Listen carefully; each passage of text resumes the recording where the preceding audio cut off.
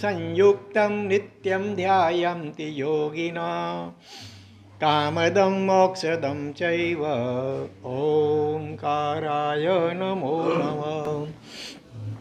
शान्तः प्राज्ञवरो वक्ता गच्छाधि स सुसंयमी सूरीश्वरो गुणाब्धि स्यात् संगवृद्ध्यै सदोद्यमी तपश्चक्र चक्रवर्ती शासनस्य शिरोमणि गुणोदयाब्धि सूरिस्ता सर्वसिद्धिप्रदायक उग्रविहारकारी गच्छोन्नत्यै सदा मुदा कलाप्रभाब्धि सूरिस्तात् महोदय पदाय वै शारदा शारदाम्बुज वदना वदनाम्बुजे सर्वदा सर्वदास्माकं सन्निधिं सन्निधिं क्रियात् अज्ञानतिमिरान्धानां ज्ञानाञ्जनशलाकया नेत्रमुन्मीलितं येन तस्मै श्रीगुरवे नमः। पचखांड कलाकार मौंचो विहार चंडी चारागार धारणा अभिग्रह पच्चखाही धनावग्रम सहस्रागणम महत्रागणम सब समायुक्त्यागारण वोशी रही। अरिहंत अरिहंत अरिहंत अरिहंत अरिहंत अरिहंत शांतिनाथ शांतिनाथ शांतिनाथ शांतिनाथ शांतिनाथ शांतिनाथ महावीर स्वामी महावीर स्वामी महावीर स्वामी महावीर स्वामी गौतम स्वामी गौतम स्वामी गौतम स्वामी गौतम स्वामी गौतम स्वामी गौतम गुरुदेव गुरुदेव गुरुदेव गुरुदेव आत्मा छो आत्मा छो आत्मा छो आत्मा छो आत्मा छो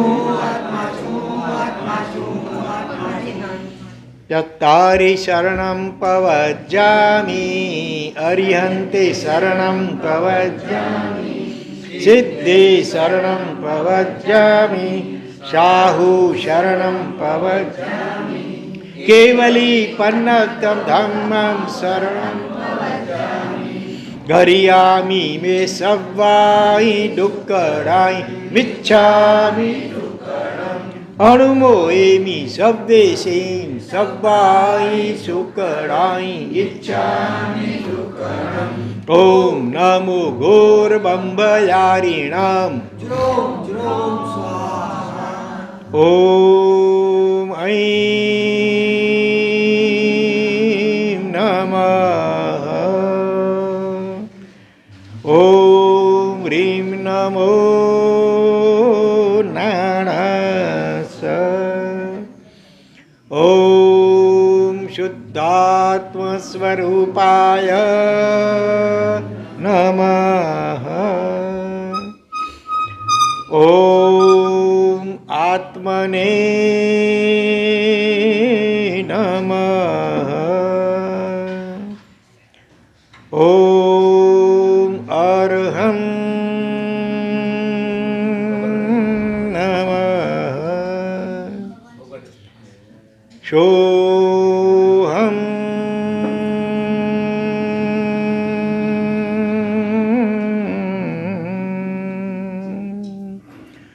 ओम शांति शांति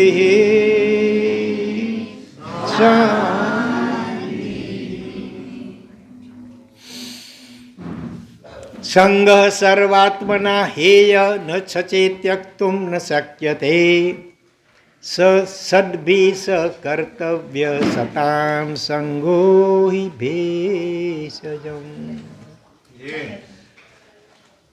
3 દિવસના અંતરાલ પછી ફરી પાછા આપણે આજે અધ્યાત્મ સારમાં આગળ વધીએ। પ્રસ્તુત શ્લોકમાં એમ કહ્યું સંગ સર્વાત્મના હેય।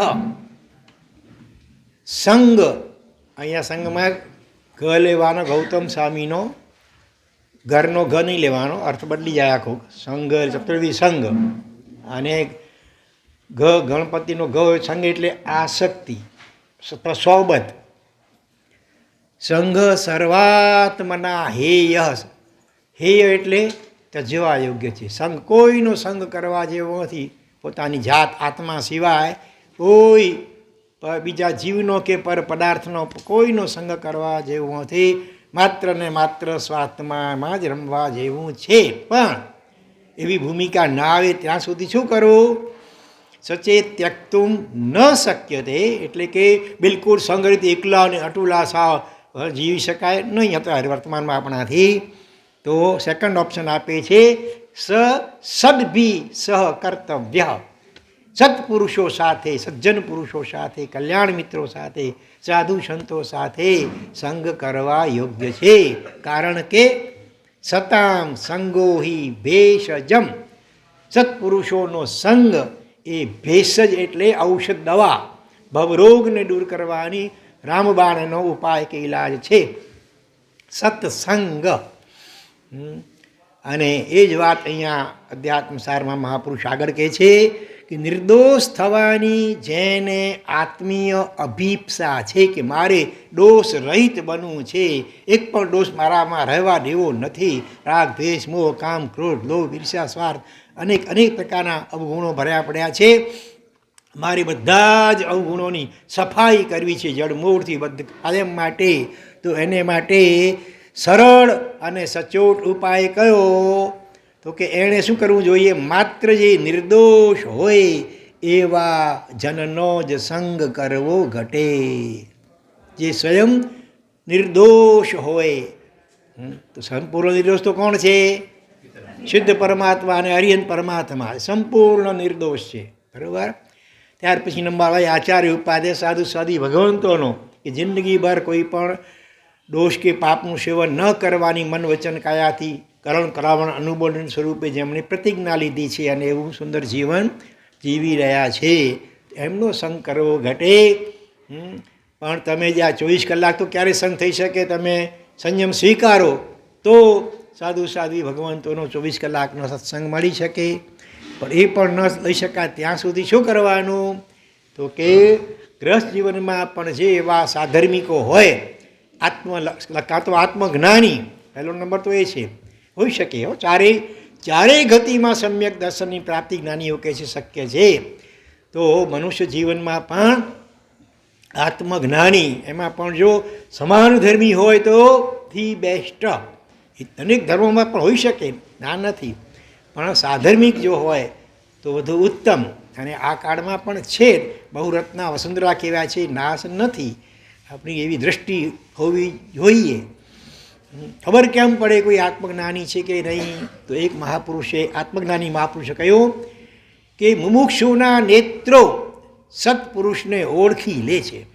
જેને હૃદયની ખરેખર મુમુક્ષા હોય, મુક્ત થવાની, દોષોથી મુક્ત થવાની ઝંખના હોય, એની નેત્રો અને આંખો ઓટોમેટિક અંદરમાં હૃદય એનું ક્લિક કરે. એ રીતે હૃદય સાક્ષી પૂરે, એને ખ્યાલ આવી જાય કે આ આત્મજ્ઞાની અથવા છેવટે આત્માની એકદમ નજીકમાં છે. તો એવા નિર્દોષ જનનો જ સંગ કરવો ઘટે. બાકી તમામ સંગ પરિહરવા એટલે કે તજવા જોઈએ. એવા નિર્દોષ પુરુષનો સંગ જો લભ્ય હોય, જો કે આ કાળમાં દુર્લભ છે પણ અલભ્ય નથી, તો એનો વધુમાં વધુ મહત્તમ લાભ લેવો ઘટે. બાકી તમામ સંગથી ઉદાસ થઈ જવું ઘટે. મધ્યસ્થ ભાવ, ઉપેક્ષા ભાવ, કોઈની ટીકા નિંદા દોષ જોવું નહીં, બિલકુલ નહીં. બસ એવા એ જ્ઞાની ત્યાં સુધી કહ્યું, બીજું કાંઈ શોધમાં એકમાત્ર સત્પુરુષને પકડી ગોતી લે અને એના ચરણ કમળમાં સર્વભાવ અર્પણ કરીને તું વર્ત્યો જા, તો વધુમાં વધુ 15 ભવે જો મોક્ષ ન થાય તારો, તો મોક્ષ મારી પાસેથી લેજે. આવી ગેરંટીપૂર્વક કહ્યું. બીજું કાંઈ શોધમાં, ઇન્ટરનેટ ઉપર પણ કદાચ મળી ન મળે ખબર નથી. સત્પુરુષને શોધી લે, અને ઝંખના હશે તો મળી જશે. કુદરતમાં વ્યવસ્થા બધી જ છે. ઝંખના આપણી હૃદયપૂર્વકની હોવી જોઈએ, તીવ્ર હોવી જોઈએ. તો બીજું કાંઈ શોધમાં એકમાત્ર સત્પુરુષ, સત એટલે જેણે સતનો અનુભવ કર્યો હોય, સત એટલે આત્મા ત્રિકાલા બાધિત એનો અનુભવ કર્યો હોય એ સત્પુરુષનો ને શોધી લે અને એના ચરણ કમળમાં સર્વભાવ અર્પણ કરી તન મન ધન મન વચન કાયા જે કહો સંપૂર્ણ સમર્પિત થઈ અને વર્ત્યો જા.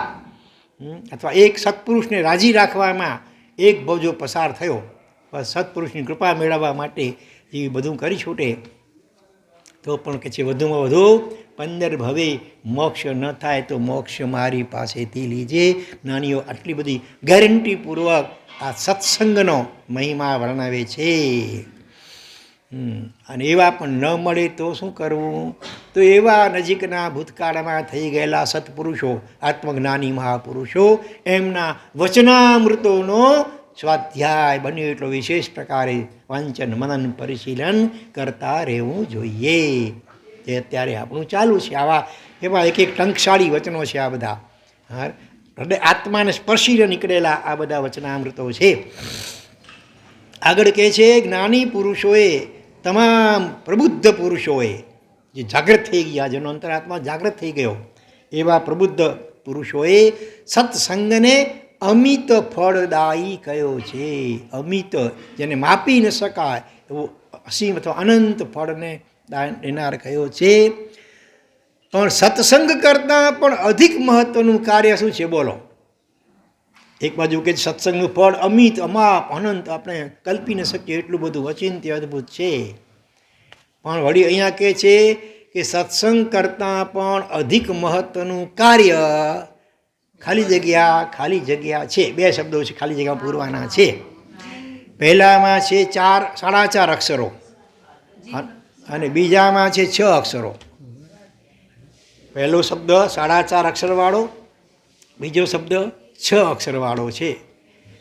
પહેલામાં પહેલો 4.5માં પહેલો અક્ષર અ છે અને બીજામાં પ છે. બીજો શબ્દ છે ને એ પથી શરૂ થાય છે. સત્સંગ કરતાં પણ અધિક મહત્વનું કાર્ય. હવે અહીંયા છે ને નેગેટિવ છે બંને શબ્દો, પોઝિટિવ નથી. આટલી તમને હિન્ટ આપી. પછી છે ખાલી જગ્યા છે. આરંભ સમારંભ છે શું? પણ સત્સંગ કરતાં પણ અધિક મહત્વનું કાર્ય આરંભ સમારંભ છે એમ તો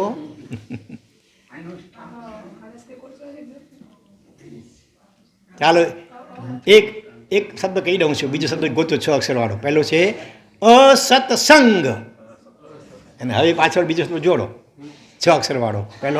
પહેલો અક્ષર પ. શું?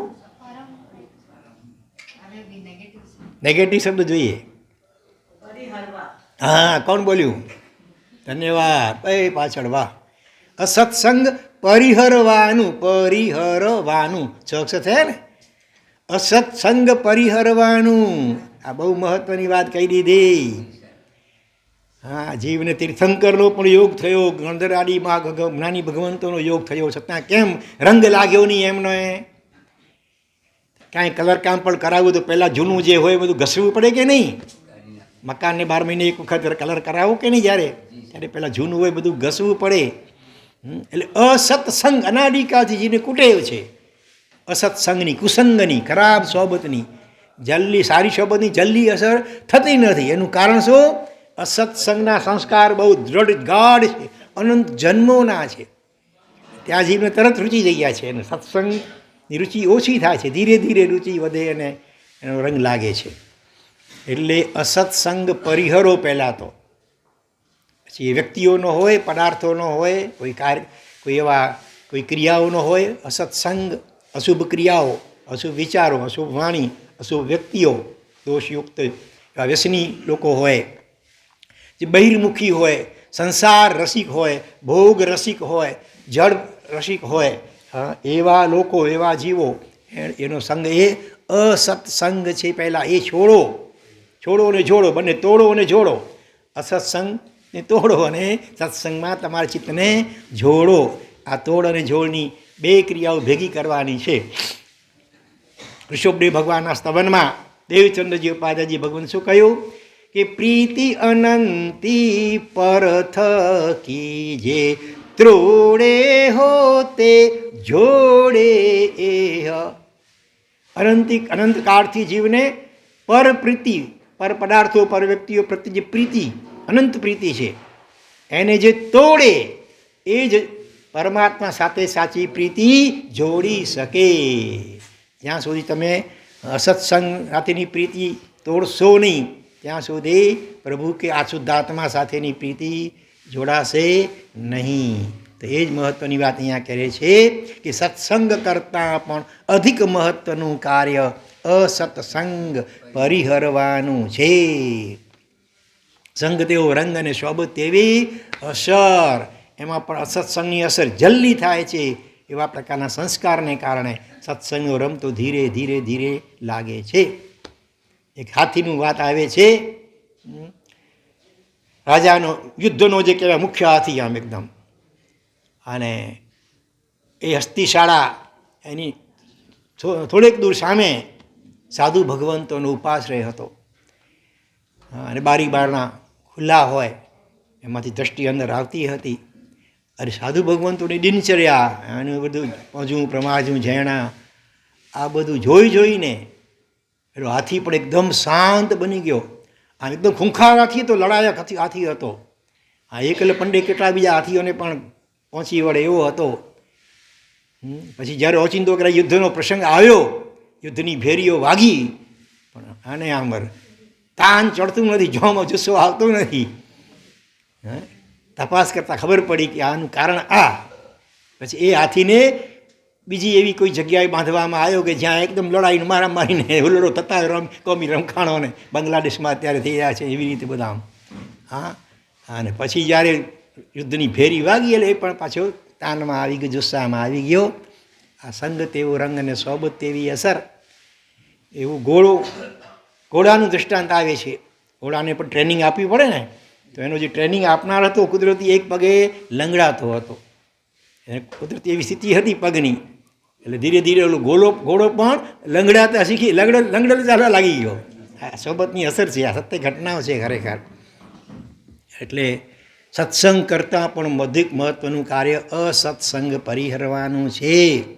કદાચ એવો કોઈ સંગ પરિહરી ન શકાય એવી જ કોઈ સ્થિતિ હોય તો એ પ્રત્યે અંતઃકરણથી તો સાવ ખાલી જગ્યા જ થઈ જવું ઘટે. 4 અક્ષરનો શબ્દ, પહેલો અક્ષર ઉ, 4 અક્ષર, પહેલો અક્ષર ઉ.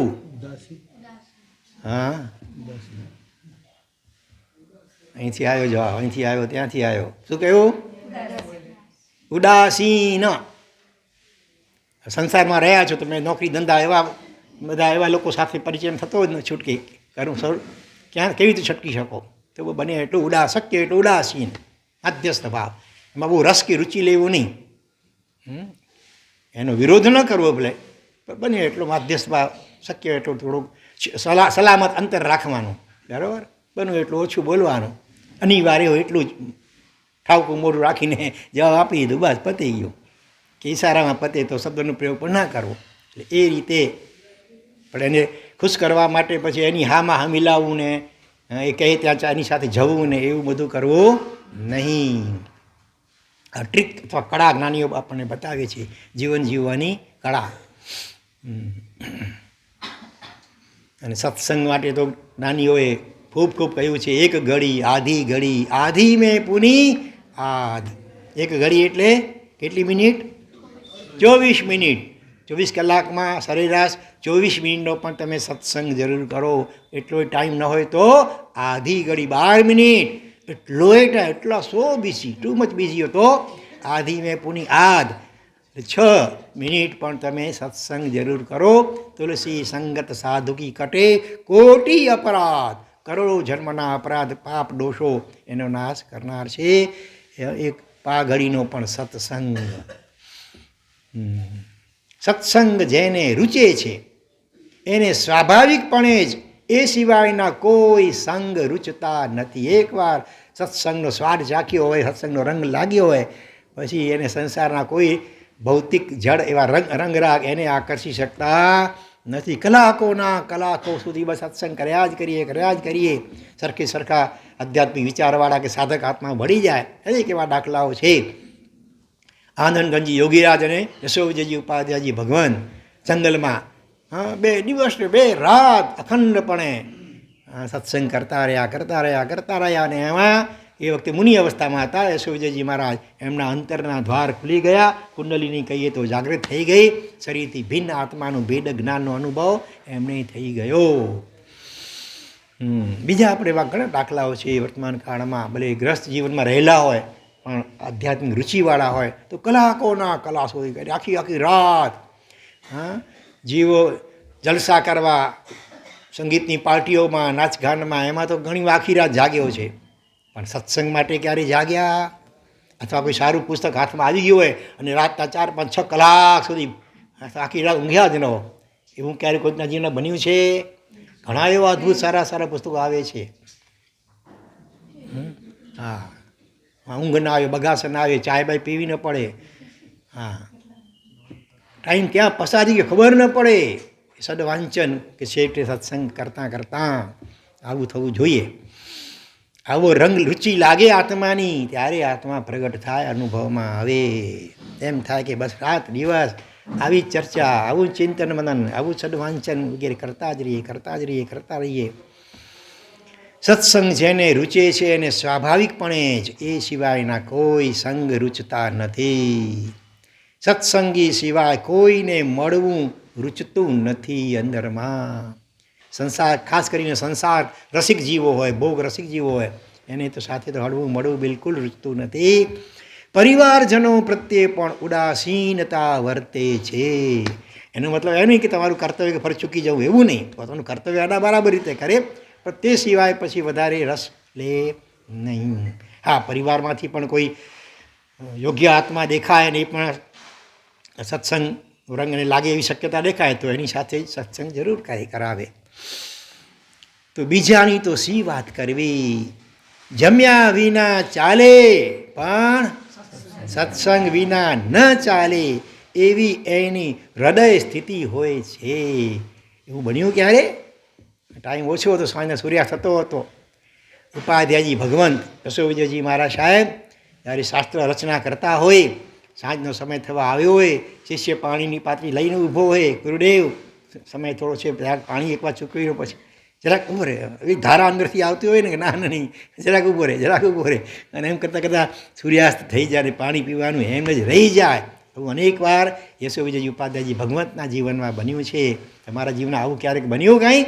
આમ બોલું છું ને, જ્ઞાન તમારું ગાતા અમે સમયનું ભાન ભૂલ્યા, ખાવું ભૂલ્યા, પીવું ભૂલ્યા, ઊંઘ અને આરામ ભૂલ્યા. સંસાર માટે તો આવું ઘણી વાર થયું. સિઝન આવે ત્યારે, ધંધાની સિઝન આવે ત્યારે મોડી રાત સુધી જાગો કે ન જાગો. અને એ વખતે જમવા માટે છોકરો બોલાવવા આવે, પપ્પા હાલો મમ્મી બોલાવે, જમી કે ન, મમ્મી કે ચડી અહીંયા આજે પતાવી ગયો ને મૂકે ટાઈમ ને મૂકે એવર શાખણેજી ફરસદ ને મૂકે એવર મરેજી વાર ને આવા શબ્દ પ્રયોગો પણ થતા હોય છે કે નહીં? અહીંયા જો પતા ગયો ને મુજ ચિંતામાં કહ્યો. આવી સ્થિતિ યારે સાધના સત્સંગને માટે થાય તો કામ થઈ જાય. એટલે તો પહેલાં કવિને કહેવું પડ્યું કે એકાદશી ઓછવના જાગરણ અતિ કઠણ તને લાગે, પણ ભાંડ ભવૈયા જોવા સારું સારી રાત જ જાગે. પ્રભુ તને આવી નથી આવી કવિતા? પ્રભુ તને પ્રસન્ન તે કેમ થાય, તારા દિલનું કપટ ન વિજાય. ધાર્મિક ઉત્સવે ધર્મ જાગરિકા કરવી હોય પર્યુષણ જેવા પ્રસંગોમાં, હા, ખાલી સ્તન તવન ને ગુણગાન ગાવાના હોય, બીજું નાચગાન નહીં. શાંતિથી બેસીને ભગવાનના ગુણગાન સ્તવનો બોલવાના હોય તો થોડી વારમાં બગાસા આવી જાય, બરાબર કે નહીં? ઊંઘાવા લાગી જાય. અને ભાંડ ભવૈયા નાટક ચેટક એવી ઓર્કેસ્ટ્રા, ફૂલ નાઇટ ઓર્કેસ્ટ્રા વગેરે હોય તો સારી, અને ડિસ્કો દાંડિયા હોય તો નવરાત્રિના સારી રાત જ જાગે. આવી તારા હૃદયની કપટ ભરેલી સ્થિતિ હોય તો ભગવાનની કૃપા તું સી રીતે પ્રાપ્ત કરી શકે? અથવા તારો આત્મા અંદરનો અંતરાત્મા કેમ પ્રગટ થાય? કેવો રંગ રાગ્યો હશે સદવાંચનનો. પહેલાં પોરબંદરના ડૉક્ટર કયા? રશ્મિનભાઈ પુરોહિત. અગાઉ દૃષ્ટાંત સાંભળ્યું છે ને, યાદ આવે છે? રશ્મિનભાઈ પુરોહિત. કયું પુસ્તક ભલા? કયા પુસ્તકથી એને સદવાંચનનો રંગ અને ચીપ લાગ્યો ખબર છે? પ્રેમ સભર પત્રમાળા. લેખક કોણ? સરસ્વતી લબ્ધ પ્રસાદ આચાર્ય ભગવાન બીજા રત્નસુંદર સુરીશ્રી મહારાજ સાહેબનું ઘણું જૂનું પુસ્તક, અત્યારે તો 400 ઉપર થઈ ગયા, પણ લગભગ 166 આસપાસનો કંઈ નંબર હતો એનો. એ પુસ્તક કોઈ પડોશી મુમુક્ષુ દીક્ષાર્થી પાસેથી મળ્યું, વાંચતા એટલું ગમી ગયું, 1 વાર 2 વાર 3 વાર 4 વાર, કેટલી વાર. બહુ મનગમતું તમારું કોઈ પિક્ચર કે મૂવી હોય તો એ જોઈને 2 વાર 3 વાર 4 વાર કેટલી વાર જુઓ, પછી તો કંટાળો આવે કે ના આવે. જોકે એવા પણ દાખલાઓ સંભળાય છે કે પેલું 2 અક્ષરવાળું કયું પિક્ચર બહુ જામ્યું હતું, જોરદાર. હા, કેટલા વખત જોયું ખબર છે છોકરાએ? 50 વાર. એકનું એક પિક્ચર 50 વાર જોયું. એવું કોઈ પુસ્તક તમે 50ની મીંડો કાઢી નાખો, 5 વાર વાંચ્યું હોય એવા દાખલો કોઈ વાત આંગળી ઊંચી કરો, કોઈ તમારું મનગમતું પુસ્તક, હા 5 કે તેથી કયું પુસ્તક ને એટલી વાર? હા, કલ્યાણ રત્ન મારા સાહેબ એમનું યુનિવર્સલ સ્કેન્ડલ. ઓહો હો, અંગ્રેજી હતું ગુજરાતીમાં, ખાલી નામ ઇંગ્લિશ છે. સરસ, બહુ. કેટલા પાનું? 101 પાનાનું પુસ્તક હતું બધું? વધારે? 50 પાનાનું હતું. તો કેટલી વાર વાંચ્યું? 5-6 વાર વાંચ્યું યુનિવર્સલ સ્કેન્ડલ. જુઓ, બીજા કોઈએ? LD શાહ વાંચ્યું કોઈ પુસ્તક? 2 વાર 3 4 5 વખત? હા, અહીંયા કે છે એવું. હા, વાહ. સુકૃત સાગર મહામાત્ય પેથળસા. કેટલી વાર વાંચ્યું? 3 વાર 3 વખત વાંચ્યું. જાડું પુસ્તક છે, વાંચવા જેવું છે ખાસ. સુકૃતના સાગર. હા, કયું પુસ્તક? યોગ દ્રષ્ટિ. ઓ વાહ, રતનમાય. યોગ દ્રષ્ટિ સમુચય એવું તાત્વિક આધ્યાત્મિક ગ્રંથ 3 વાર વાંચ્યું. 3 ભાગ છે ને એના? મુક્તિ દર્શન સોરી આચાર્ય ભગવાન. લેખક કોણ? લેખક કોણ? મુક્તિ દર્શન સોરી તો નહીં હોય. સંયમ બુદ્ધિ સોરી મુનિ. બરોબર, સારું, ધન્યવાદ. બસ તો આવું રસ, આનું વ્યસન કેળવો. હું તો ઘણી વાર કહું છું વ્યસની બનો. વ્યાખ્યાના ઉપર આપું, ચાલો વ્યસની બનીએ. વ્યસન છોડોની વાત તો હોય ભલે, પણ અહીંયા કહે ચાલો વ્યસનીની મહાવ્યસની બનીએ. તીર્થંકર ભગવાન એને તીર્થંકર બનાવનાર હોય ને તો એને એક મોટું વ્યસન હતું. કયું વ્યસન? પરાર્થ વ્યસનિતા. પરાર્થ એટલે પરોપકાર, બદલાની અપેક્ષા વિના બીજા જીવ ઉપર નિસ્વાર્થ ભાવે ઉપકાર કરવો. એ પરોપકારનું વ્યસન હતું, મહાવ્યસન. એને કારણે તીર્થંકર નામ કર્મ નિકાચિત થયું છે. તો આપણે પણ આવા ઉત્તમ વ્યસન કેળવવા જોઈએ, સદવાંચનના, સત્સંગના. હાજી, અચ્છા, સરસ. તો આવા આધ્યાત્મિક તાત્વિક ગ્રંથ રત્નો અનુસાર વાંચન કરવાનો શોખ કેળવીએ, વ્યસન કેળવીએ તો આ પણ એક પ્રકારનો વિશિષ્ટ સત્સંગ છે. જીવન સત્સંગ ન મળી શકતો હોય ત્યારે પછી આવા આધ્યાત્મિક પુસ્તકોનું વાંચન મનન પરિશીલન કરવું જેનું. હા, હવે સત્સંગની વાત હવે અલગ ટોપિક આવે છે. શરીરને ભૂખ લાગી તો મને ભૂખ લાગી, શરીરને તૃષા એટલે તરસ લાગી તો મને તૃષા લાગી, શરીર થાક્યું તો હું થાક્યો, શરીર બીમાર તો હું અસ્વસ્થ. એવી અનુભૂતિ જેને થાય છે એણે સમજવું ઘટે કે હજુ ખાલી જગ્યા જીવંત છે. એમાં 4 અક્ષર છે. પહેલો અક્ષર ડ ઉપરથી છે, ડડા. હા, દેહાધ્યાસ. What is the meaning of દેહાધ્યાસ? દેહ વત્તા અધ્યાસ. દેહ એટલે શરીર, એ જ જાણે હું, પોતાની જાત આત્મા જાણે છે એવો અધ્યાસ એટલે ગાઢ સંસ્કાર. દેહાત્મ બુદ્ધિ, દેહમાં જ આત્માપણાની બુદ્ધિ અથવા ભ્રાંતિ, આને કહેવાય દેહાધ્યાસ. આત્મજ્ઞાની હોય એની વાણી પણ કેવી નીકળે? શરીરમાં તાવ આવ્યો હોય, અને મેં તો પ્રત્યક્ષ નજરે જોયું છે એક ઠેકાણે એવો પ્રસંગ. તબિયત નહોતી, પૂછવામાં આવ્યું કેમ છે? શરીરે તાવ છે. જવાબ શું મળ્યો? શરીરે તાવ છે, મને તાવ છે એમ નહીં. એટલી જાગૃતિ હોય જ્ઞાની આત્માની કે શરીરે પડોશી છે, એને તાવ છે, હું શરીર નથી એટલે મને તાવ છે, એવી વાણી પ્રાય કરી નીકળે નહીં જે આત્મજ્ઞાની હોય. અને જો આપણે તો ડગલે પગલે આવી સ્થિતિ હોય, કોઈ વ્યક્તિ ઘણા દિવસે મળ્યો હોય અને શરીર થોડું સુકાયેલું, કેમ આજકાલ તમે આટલા સુકાઈ ગયા? તમે સુકાઈ ગયા છો કે ને? મોટે ભાગે તમારું શરીર કેમ સુકાયું છે એમ લગભગ નથી બોલતા, પણ તમે કેમ સુકાઈ ગયા છો? એટલે હજી આપણી આ દેહ દ્રષ્ટિ, દેહાધ્યાસ આપણો ગાઢ છે એમ લાગે છે. શરીર ઉપરના વસ્ત્ર જેટલા શરીરથી ભિન્ન સમજાય છે તેટલું શરીર પણ પોતાનાથી ભિન્ન ભળાય ત્યારે દેહાધ્યાસ છૂટ્યો કહેવાય. બરાબર? કપડાં અને આપણે પોતાની જાતે એક માનીએ છીએ નહીં, અલગ. હા, બાકી તો એ કોઈ રમૂજી દાખલો આવે છે, રૂમમાં બાજુમાંથી ધબાક ઓછી ધબાક અવાજ થયો, અંદર આવીને જોયું તો કાકા પડી ગયા, ઓચિંતા કંઈ પડી ગયા. એટલે પૂછવામાં આવ્યું શું થયું, પછી ઊભા થઈ ગયા, શું થયું? હા, કોટ પડી ગયો. કોટ ટીંગાળેલો તો ખીટી કોટ પડી ગયો જાણે, એમ પોતે અહંકાર જાણે હું પડ્યો એ શીખવાના દેતું નથી, કપડા કોટ પડી ગયો. પણ અહીંયા શરીર અને આત્મા બંને જુદા છે. કેની જેમ શરીર અને વસ્ત્ર જેમ જુદા છે એમ ચશ્મા અને આંખ એક કે અલગ અલગ? અલગ અલગ. ચશ્મા જુએ છે કે કોણ જુએ છે? આંખ જુએ છે. આંખ પણ જોતી નથી. ચશ્મા દ્વારા જેમ જોવાય છે એમ આંખ દ્વારા જોવાય છે. જોનાર કોઈક બીજો છે. કોણ છે જોનાર? કોણ છે ભાઈ? આત્મા એટલે કોણ? આત્મા એટલે આપણે પોતે, બરાબર ને? કે બીજો કોઈ થર્ડ પાર્ટી છે આત્મા? આપણે પોતે. બાકી દેહ તે હું એવો અધ્યાસ તો અનાદિથી ચાલ્યો આવે છે. એમાંથી છૂટવું એટલું આસાન નથી, એટલું સહેલું અનંત જન્મોના અવળા સંસ્કાર છે. એટલે સહેલું બની શકે જો આત્મજ્ઞાની સત્પુરુષનો ભેટો થઈ જાય તો એની કૃપાથી એ કામ બહુ સરળ બની જાય. જેમ પ્રગટેલા દીપક દ્વારા બુઝાયેલો દીપક સહેલાઈથી પ્રગટી શકે તે રીતે. પણ આ કાળમાં દુર્લભ છે, અશક્ય અસંભવ નથી, છે એવા આત્મજ્ઞાની મહાપુરુષો પણ છે.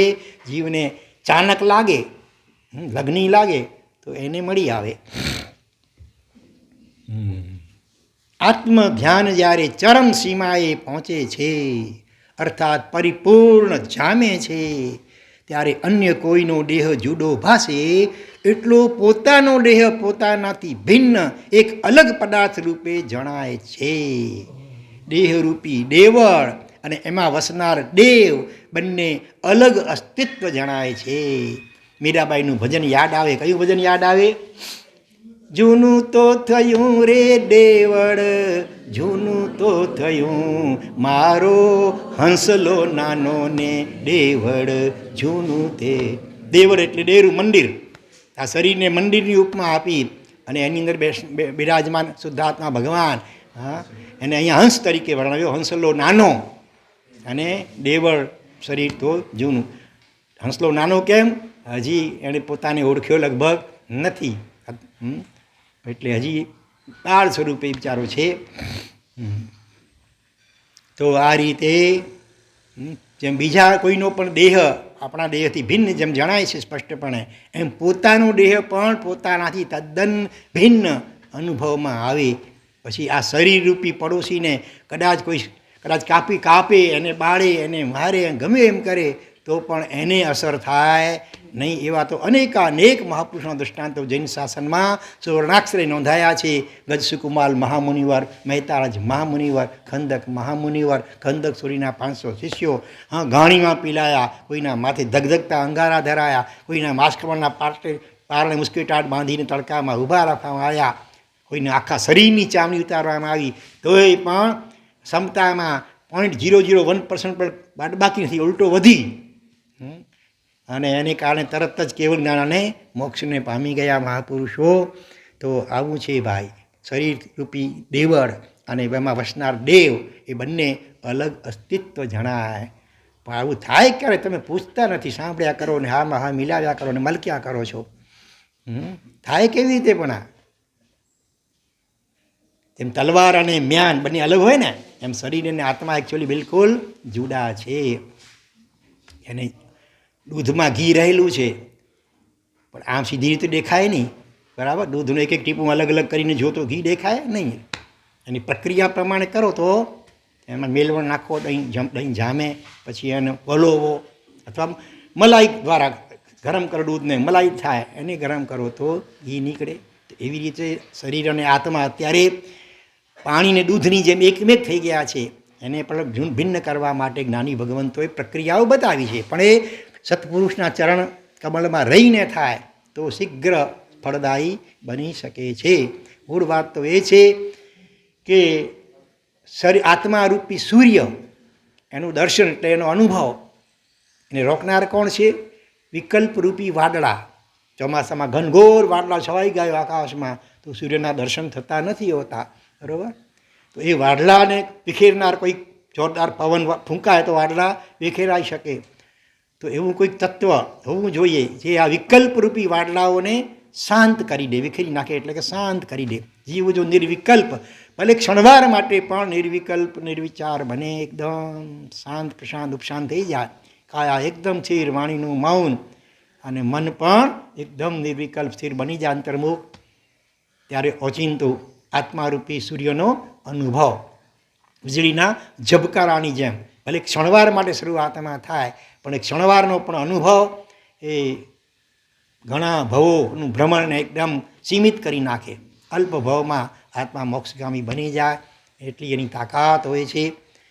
અંધારી રાતમાં જંગલમાં રસ્તો ભૂલો પડેલો માણસ આ બિચારો ફાંફા મારતો હોય, ઠોકરો વાગતી હોય, પડતો હોય, લોહી નીકળતું હોય, પણ અચાનક વીજળીનો ઝબકારો થાય અને એ ઝબકારાની અંદર અને આમ રસ્તો દેખાઈ આવે, હા રસ્તો આમ જાય, હું આમ શોધતો હતો રસ્તો તો આમ છે. પછી ભલે એ પ્રકાશ બંધ થઈ ગયો તરત જ, પણ એક સાચી દિશા મળી ગઈ. પછી એ દિશામાં ધીરે ધીરે ધીરે ચાલતો થાય તો મંજિલે પહોંચી શકે. એમ ક્ષણવાર માટે પણ શરીરથી ભિન્ન પોતાના આત્માનો અસ્તિત્વનો અનુભવ થાય તો પણ જીવને સાચી દિશા મળી જાય. ઓહો, આખી જિંદગી હું ક્યારનો જેને શોધતો હતો પરમ શાંતિ, પરમ આનંદને, એ આનંદ તો અહીંયા મારા પોતાનામાં જ છે.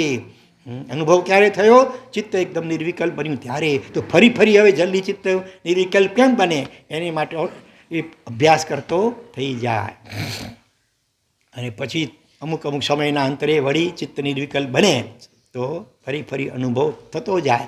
અનુભવનો સમય ધીરે ધીરે વધતો જાય, સેકન્ડો ધીરે ધીરે વધતી જાય, એટલે ગુણસ્થાનક વધતું જાય. 6 મહિનામાં ઓછામાં ઓછું એકવાર પણ અનુભવ થાય તો ચોથું ગુણસ્થાનક કહેવાય. દર 15 દિવસે એક વખત અનુભવ થાય તો 5મું ગુણસ્થાનક કહેવાય શ્રાવકનું. અને દર અંતર્મૂર્તે અનુભવ થાય તો 6ઠું 7મું ગુણસ્થાનક સાધુનું કહેવાય, નિશ્ચયથી પારમાર્થિક દ્રષ્ટિએ, બરાબર? બાકી અત્યારે બધું વ્યવહારથી છે, પણ નિશ્ચયથી તો ગુણસ્થાનકની આવી વ્યાખ્યાથી હોય છે. તો એની માટે નિમિત્ત શાંત બેસી અને અંતર્મુખ થઈ માત્ર દ્રષ્ટાભાવે જોવું વંડરમાં. આત્મા અનુભવ ગમ્ય છે, આત્મા ઇન્દ્રિય ગમ્ય નથી, આત્મા મનોગમ્ય પણ નથી, આત્મા અનુભવ ગમ્ય છે. આત્મા આનંદ એનો અનુભવ થાય તો જેટલો જેટલો જીવ અંતર્મુખ થતો જાય, દ્રષ્ટાભાવે ઉપયોગને અંદરમાં રાખે, બહાર નહીં. ઉપયોગ ઘડી ઘડી બહાર જવા માટે ટેવાયેલો છે, જેવું ખ્યાલ આવે વળી પાછો અંતર તરફ ઉપયોગ રાખી અને હું આત્મા છું એ લક્ષ્ય અને મારે નિર્વિકલ્પ થવું છે એ લક્ષ્ય સાથે અંતર્મુખ થાય. નિયમિતપણે અભ્યાસ કરે, દિવસમાં 2 ટાઈમ 3 ટાઈમ, ધીરે ધીરે ધીરે સમય લાગે, ખૂબ ધીરજ રાખવી પડે, દિવસોની મહિનાઓ લાગે, વર્ષો પણ લાગે એની પાછળ. પણ જ્યારે અનુભવ થશે ત્યારે એમ થશે કે મેં મહેનત તો કાંઈ નથી કરી જાણે, અને ઇનામ આટલું બધું મોટું મળી ગયું. 10 રૂપિયાની માત્ર ટિકિટ કઢાવી હોય લોટરીની અને 10 કરોડનું બમ્પર ઇનામ પર લાગી શકે છે કે નહીં? એવું ફિલિંગ થાય કે મેં જે મહેનત કરી, ભલે કલાકો સુધી અભ્યાસ પણ કર્યો તોય લાગે કે એ મારી મહેનત તો કાંઈ નથી. જે અનુભવ જે પ્રાપ્ત થયો એની આગળ એવું અદ્ભુત આત્મતત્વ આપણે બધા છીએ. એની અનુભવ દશા આ જીવનમાં શક્ય છે. એને માટે આવતા ભવ સુધી રાહ જોવાની જરૂર નથી. એને માટે કોઈ હિમાલય કે ગિરનારની ગુફામાં જવાની પણ એકાંતે કોઈ જરૂર નથી. તમારા પ્રારબ્ધ અનુસારે તમારા જે સંજોગો છે એમાં રહીને પણ લગ્ન તીવ્ર લાગે તો શક્ય જરૂર છે. જ્ઞાનીઓ કહે છે નરકમાં પણ જો શક્ય છે, તિરિંચ ગતિમાં પણ શક્ય છે, તો પછી મનુષ્ય ગતિમાં તો સૌથી વધારે શક્યતા છે થવાની. પણ રુચિ લાગવી જોઈએ, તીવ્ર ઝંખના જાગવી જોઈએ, અને એને જ માટે આપણે આધ્યાત્મસારનો સ્વાધ્યાય રોજ કરી રહ્યા છીએ. બીજો વિષય લઈએ. ઓમ શાંતિ શાંતિ શાંતિ.